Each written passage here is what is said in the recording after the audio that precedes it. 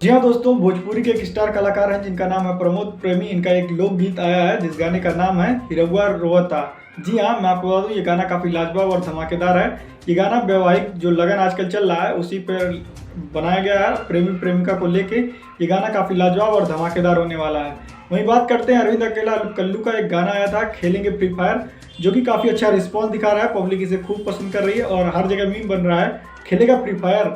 जी हाँ, ये गाना काफ़ी लाजवाब और धमाकेदार है। वहीं मैं आपको बता दूं, मुझे मेरी बीवी से बचा लो, इस फिल्म का ट्रेलर आ गया है। इस फिल्म को जो एक्ट कर रहे हैं उनका नाम है अरविंद अकेला कल्लू।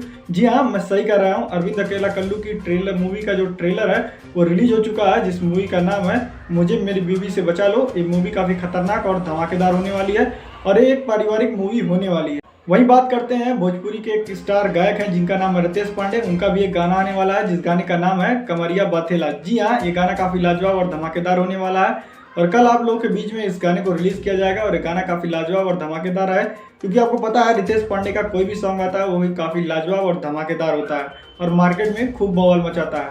तो चलिए फिलहाल के लिए बस इतना ही, मिलते हैं आपसे नेक्स्ट वीडियो में। हमारी वीडियो पसंद आई हो तो लाइक शेयर सब्सक्राइब करना ना भूलें।